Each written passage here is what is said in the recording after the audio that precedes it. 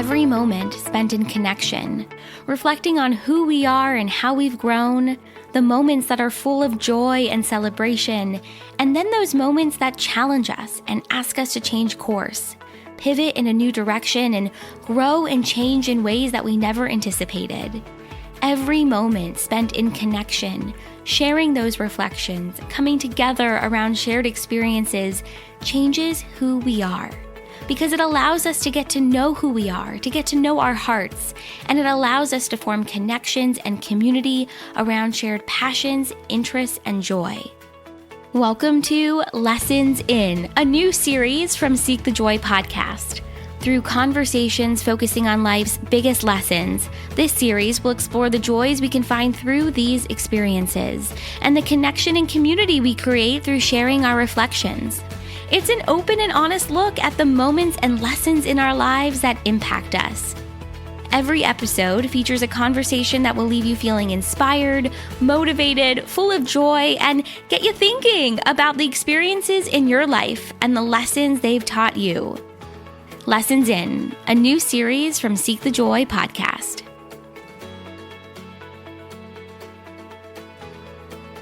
Welcome back to Lessons In. Today, I'm joined by Sirena Abalian, and Sirena is a mindset coach and public speaker who helps clients quiet their ego and ditch their limiting beliefs to live their most aligned and high vibrational life. Basically, she's a mashup of Gary Vee and the Energizer Bunny in one pint-sized pixie human. And Sirena joined us this week to share a lesson that she's learned about our inner child as our greatest guide and mentor.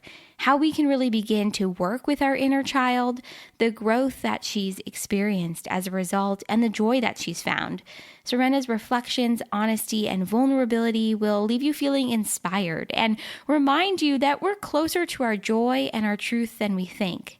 It's all about reconnecting to our inner knowing by reconnecting, loving, and forgiving our inner child.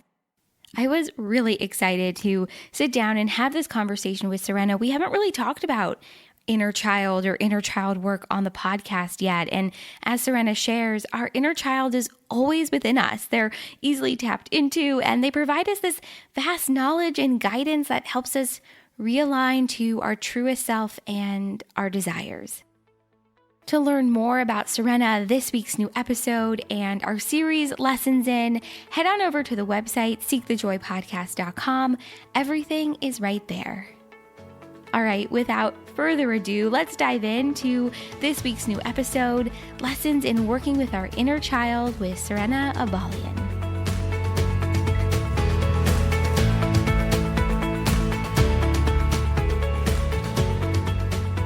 I love this idea of talking about our inner child because we haven't really talked about this on the podcast before, but there's so much, I think, growth and healing that comes from not only recognizing that we all have an inner child, but then honoring her and getting to know her. So I would love to know, I guess to start, what is our inner child, and what has your experience been like working with yours? So at the most basic, our inner child is essentially that pure highest self form of ourselves, I guess.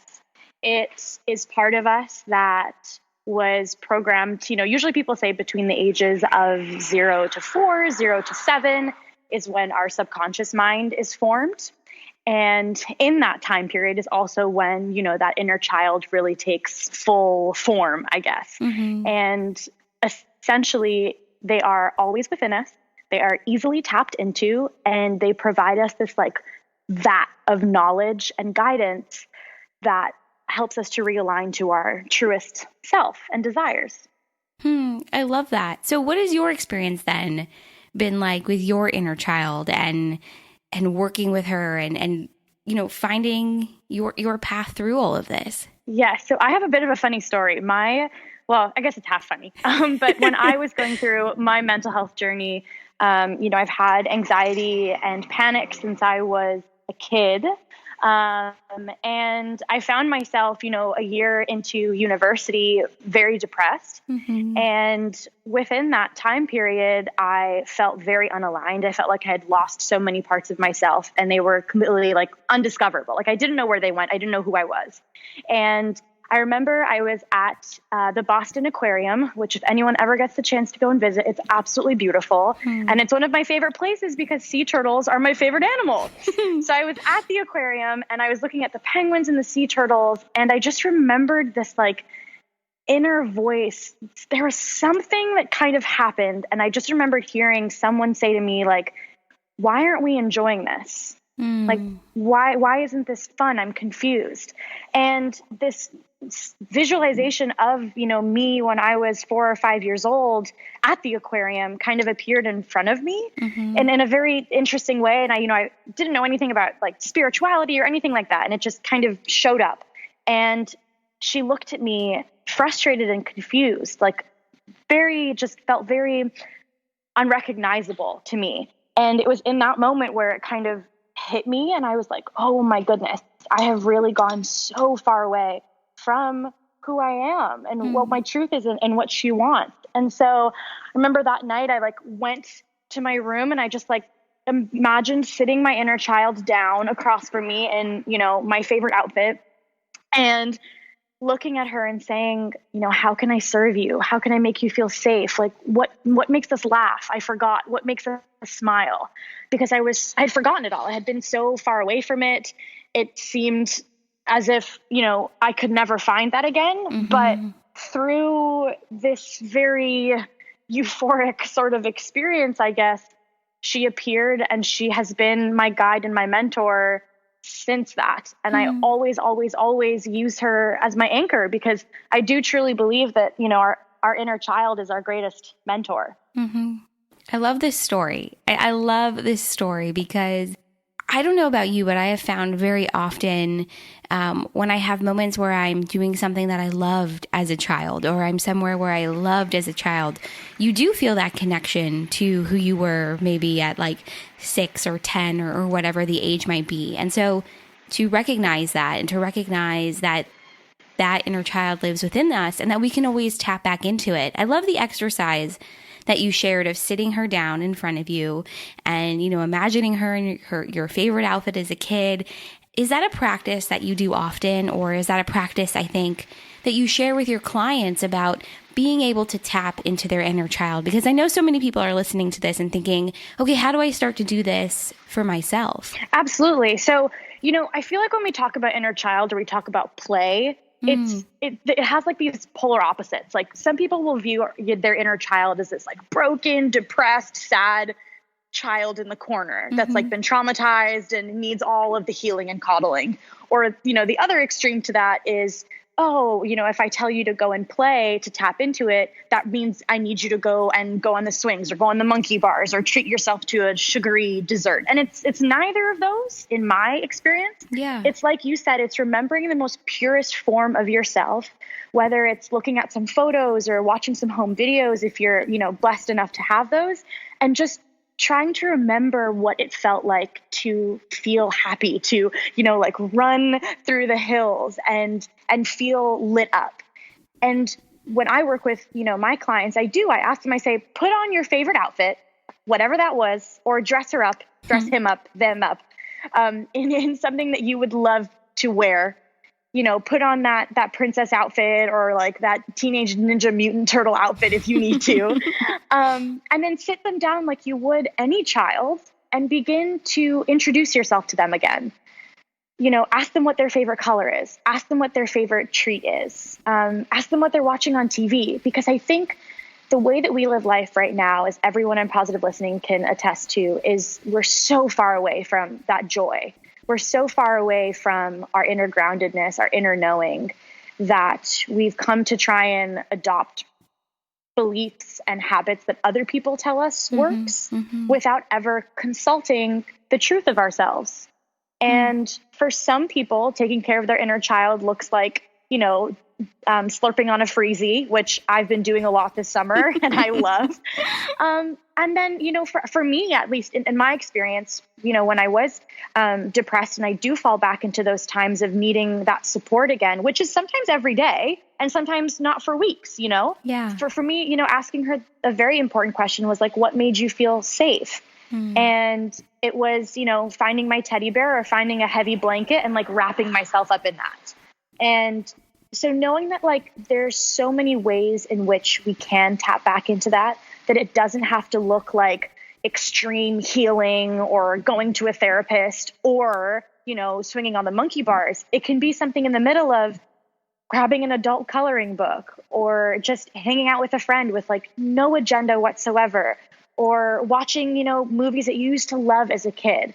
Really trying to bridge that between who you are now and who, your false self or your ego self is telling you you have to be, and finding that bridge that allows you to reconnect back to that inner child, which in essence, in my belief, is your highest self, is the part of you that is so aligned and so divine that it's like your North Star. Like your inner child is your North Star.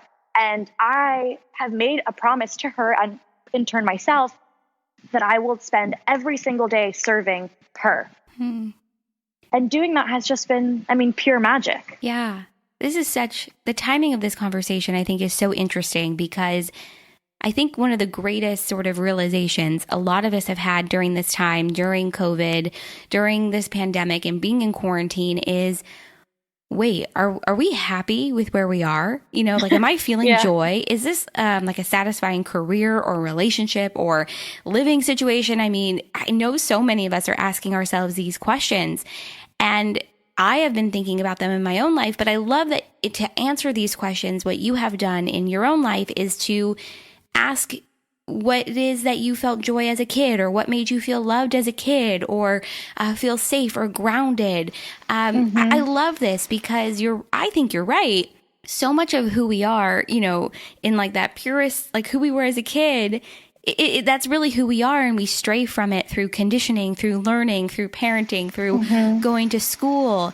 And it's sort of this like unraveling of peeling back the layers to figure out like, wait, what do I actually love? What actually brings me joy? And then it's such a gift. Like the moment you realize that, you can start to, I think, incorporate it into your life. And maybe it's slowly, or maybe it's all at once. But I love this concept of your inner child as your guide and as your mentor, because it's part of you that's always with you. You just have to tap back into it.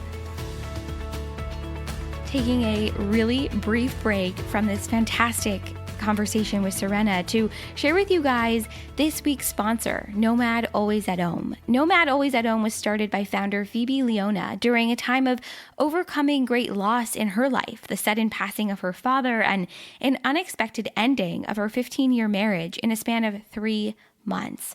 Through Phoebe's own healing journey and her 20 years of experience of being a yoga teacher and movement facilitator, she shares healthy resources to empower you on your own path.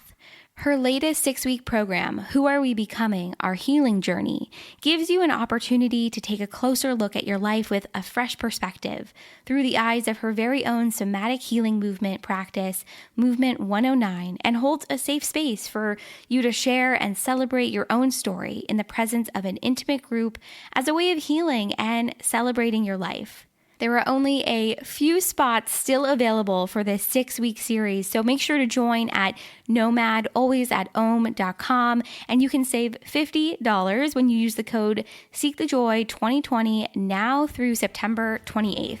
I've included more information and the discount code in the show notes for today's episode, so make sure to check it out. And let's get back to this week's new episode with Sirena Abalian. Absolutely. And I love that you mentioned that part of there's this season right now that's occurring in our overall shift in having to reparent, or having the opportunity to reparent that inner child, because our parents did as best as they could, hopefully. And in saying that, there are ways that, despite how much we were loved or taken care of, it didn't always serve us in the best way possible. And now as, adults or becoming adults, we're all trying to fake it till we make it, but we get that opportunity and that privilege now to decide, how we get to make them feel loved and taken care of and forgiven. There's so much power in talking to your past self and letting go and forgiving and releasing in a way that nothing external could ever provide that to you. It's almost like an ownership of your own experience, right? Like yes, of course, I don't know anyone who had like the picture perfect childhood or had the picture perfect relationship with their parents. But I think as an adult, it's on us to take ownership of those experiences, and not so much what we experience, but how it made us feel and how we allow it to shape and mold our next steps. For me, that's been like a journey, I think, of like almost this level of like personal responsibility.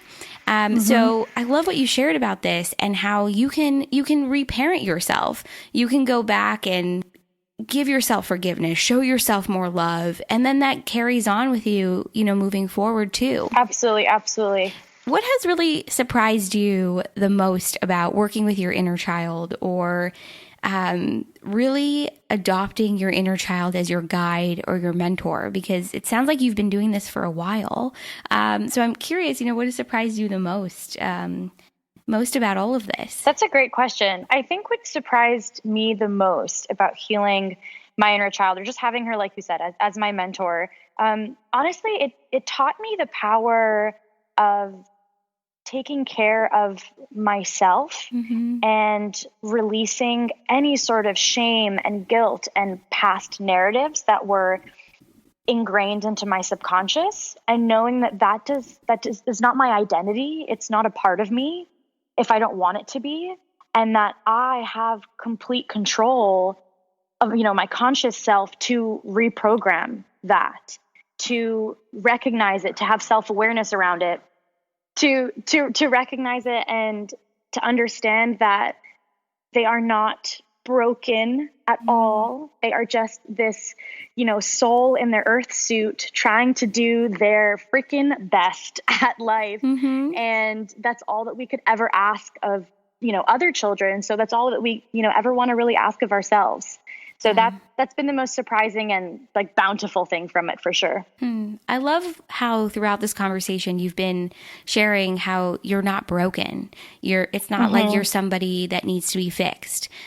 Because I think we define ourselves by our trauma. We define ourselves by our past experiences. And we often don't forgive ourselves. We often don't show ourselves that level of grace that we probably would show a child or we would show a best friend. And so to rewire or rework that narrative with yourself, it's so healing. Absolutely. Because, at that point, at that time in our lives, we didn't know any better. And we were just being mirrors for what we saw, right? And now that we're an adult, like you said, which I love, we get to have that responsibility and ownership to choose, I don't have to wear my mental illness as my name tag, which I did for so long. I don't have to have that be the first thing that introduces me to other people. I can still show up and be the bubbly, energetic, person that I am, and still have had, the dark experiences, but I don't need to carry that with me. Like I always say, with my clients, I'm like, put the weight down. Like no one's asking you to walk around with dumbbells in your backpack. Just to prove that you can. Oh, I love that. Because we often feel like we have to carry that with us because it defines us. And then it's this like, if I let go of what has defined me, then who am I? And it's literally, I've been through this so many times. I'm thinking back to a time in therapy like 6-7 years ago. And we literally had a conversation like this where it was, if I don't define myself anymore by my past mistakes or how I viewed myself or my experiences with other people, then who am I actually? And it's sort of like a crisis of consciousness, like in the moment, but it's a beautiful opportunity you get to choose who you are. You get to choose how you define yourself. And it's really up to you to decide to let all that other stuff go. Absolutely. Like I said, you get to dress your inner child in whatever the heck you want them to wear. I love it. Whether your parent let you do that in the first place or not, like it's up to you now. Like you get to look back at that time, look back at your experiences and either choose to look at them from a place of, this happened to me because of this, or this is going to always happen to me, this tainted me or stained me. Instead, I look at my mental health and my journey through my mental illnesses as like the thing I'm the most grateful for, because without it, like I wouldn't be on this phone call with you and I wouldn't have the job that I have, helping people to realign back with their truest selves and like just blast off into outer space because they're like, oh my God, wait, this is the truth of life. And I'm like, yeah, you know? So I just finding gratitude for that is key as well. I love that because that is key. And it's often not always easy to find the gratitude right away. It often comes like over time. And when you have a little bit of perspective. I have loved this conversation because we often don't think of our inner child as our mentor. And I love that this is something that you work with, you share, you teach, because with any mentor-mentee relationship, it's a process of learning. It's a process of growing. And often it's the mentee that learns from the mentor, but often within that too, the mentor is learning from the mentee. And so I think there's so much possibility for that kind of give and take relationship within yourself, because we all have this inner dialogue. We all have these conversations with ourselves. We're constantly learning and shifting and growing. Yep, I couldn't agree more. And my belief just goes into the fact that like I believe in a world where we all follow that inner child as our mentor, because how much better would it be to sit in a boardroom meeting knowing that everybody there, you know, that's making these big decisions on, you know, X, Y, and Z are all honoring their truest self. The world would look so different. The world would look so different if we were all tapped back into who we really are and what we actually think and believe and what brings us joy. Can you imagine if we all made decisions from this space of joy and care and community and consciousness? It would be so different. It would be awesome. Yeah, and I exactly. And I genuinely do believe that it's possible. You know, one person at a time, one day at a time, where we, like you said, we all have that childhood within us. Yeah. It's a matter of choosing to take it, to heal it and love it, and then let it be your guide. Beautiful. I have loved having this conversation with you. I'm so glad that we came on the podcast together to talk about this work with our inner child, because right now, so many of us, I think, have been on a journey of finding out what actually brings you joy, what actually makes you feel loved and grounded and safe. And I'm excited for the community really to hear this conversation and maybe start some inner child work of their own. So where can everybody find you and connect and learn more? Absolutely. So I am on the good old Instagram at Sirena Abalian. So SIRENA Abalian. And I'm raw and honest and transparent on there. We have a good time. If anyone is ever interested in, you know, learning more, we say my DMs are fully open, and I am just always excited to share, you know, the magic and the love, because everyone deserves it. Everyone deserves it. I love it. Thank you. I'm going to put everything in the show notes. It'll be so easy for everyone to find you. And this is great. I love the idea of our inner child as our mentor and working with her or him or them and getting to know who we really are. So thank you for doing this with me. Thank you for having me.